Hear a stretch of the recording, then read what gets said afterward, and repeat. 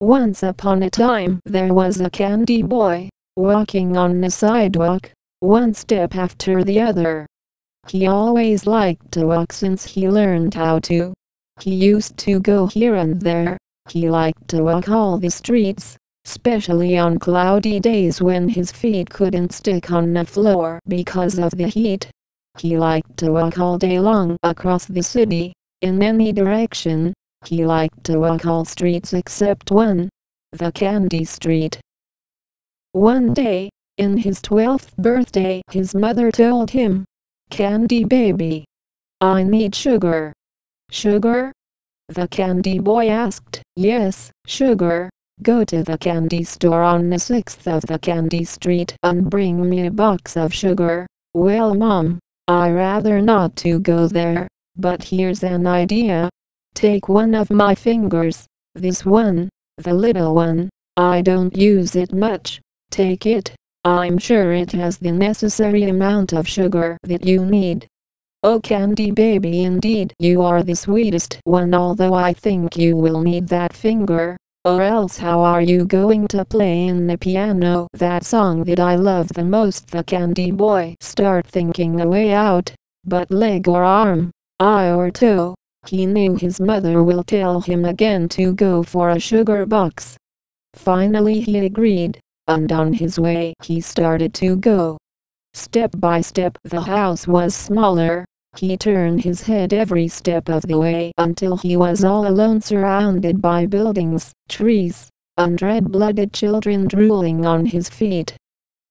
The candy boy arrived to the beginning of the Candy Street and made a stop.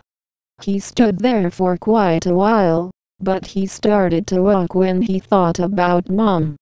"Oh Mom!" And the candy boy couldn't help to sigh. The candy boy passed by one store after the other, chocolates, bonbons, gums, mints, toffee, taffy, jelly beans, gummy bears, Swedish fish, gummy cola bottles, gummy worms, strawberry rock candy, licorice, lollipops, PZ, fluffy stuff, Divvy's caramel corn, Jolly Pops, Jawbreakers, double bubble gum balls, and so on, one color after the other, one window after the other, until he arrived to the number 6th of the Candy Street. He saw the sign, he saw the window, he saw the door and his fingers around the knob. He turned it to the right, he turned it to the left and pushed his way ahead. Ding ding. "Welcome boy," said the candy man. "Hi." He replied. The candy boy was all frozen like an ice lollipop in the beginning of the store. "Come on in, please. Make yourself at home." The candy boy wasn't moving, although he felt at home. He felt like if he could take a ball and play with the marshmallow, or go with one of those beautiful cotton candy and talk about cartoons. But, long time ago he knew that wasn't possible, even if he could talk to them, and boy he couldn't get a word from them, so he thought it was better to just imagine and hold conversation and life next to them, imagining situations, complications, happy moments, sad moments, and all that jazz. Finally, the candy boy started to walk, one step after the other, until he reached the counter, and leaned in it. "My mom sent me for a box of sugar."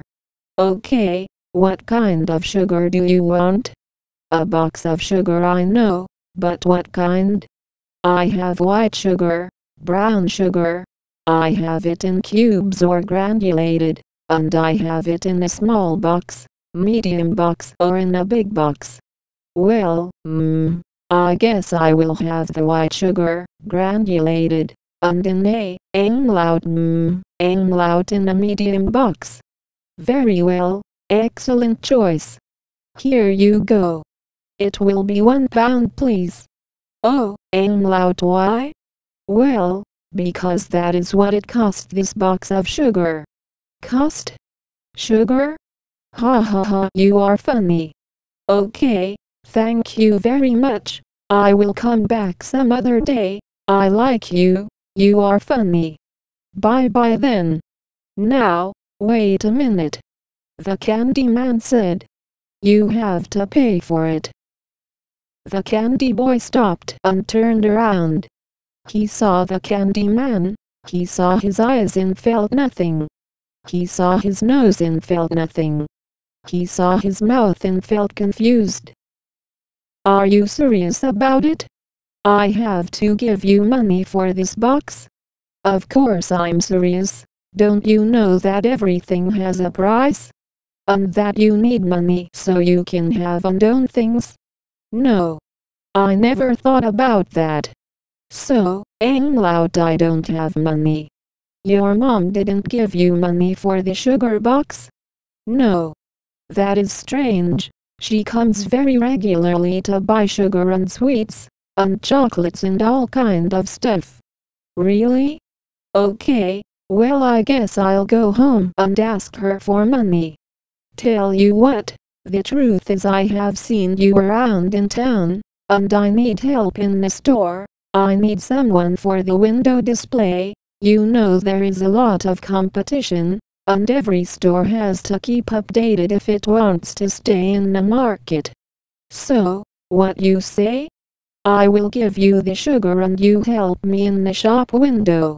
So, what do I have to do?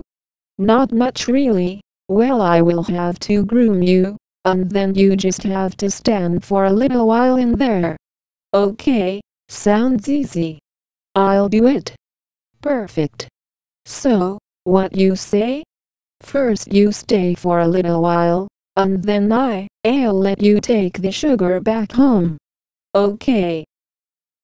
The candy man went to the back of the store and took out some ribbons, a bowl with crystal water, a brush, and a heater. He started to spread the crystal honey on the candy boy, and then he put it next to the heater until it was dry, and finally attached some ribbons all over him. By the time he was done, the candy boy couldn't move at all. The candy man put it on the window, and returned to his place behind the counter. 10 minutes passed, 20, half an hour, an hour. Not finger or eye was the candy boy able to move. He just saw all the people seeing at him in his walkabout through the candy street. 2 hours later a familiar face arrived. Mom! He screamed inside him. Mom! I can't move. Mom, take me home. I've always been a good boy, take me home. I won't play outside anymore. I'll play with myself and my imaginary friends. I'll not ask for more. Mom, take me home. I promise to mend it all. This horrible confusion is dreadful, I know. Don't blame the candy man at all. After all, it is kind of your fault. You didn't give me money. That's all, Mom. The lady went in the store. Good day, candy man. Good day, lady. I can see my debt has been paid. Paid, all right. And you are free to take every day everything you want. Paid, all right. And my store has the door open for any crave you will have. Your payment has entered. Walking to my store. Your payment talked to me. Your payment looks adorable in the window of my shop. Although I must ask, why did you give me your sweet sweet boy in exchange of candy? It's complicated. For the past 12 years I have woken up with the smell of candy. I always kissed him goodnight and go to sleep with the sweet flavor in my mouth. That sweet and at the same time filthy flavor. Every day it passed I needed more and more sugar in my life, and my sweet boy was responsible for that. Every day it passed I entered in a never-ending mock with my everyday life, being the sweet mother of a sweet boy, and being this red cold insipid-blooded person in the need of something that could replace me with something else. I love my sweet boy to death. And one day I realized that he could give me this thing that I desperately needed. Okay lady, cut the crap. If I'm going to see you here every day crying for your son, take it away. He can't move. Eat it. If that's not the case and I'm going to see you here in a gluttonous manner eating just because you in a naive way of thinking that by using the word sweet you refer to a kind of love and don't realize that you have been standing in the middle of your life waiting for this moment, then take what you want, leave, eat it, and have a nice day. I've customers waiting and we are short of candy rocks. A difficult situation I must resolve before midday.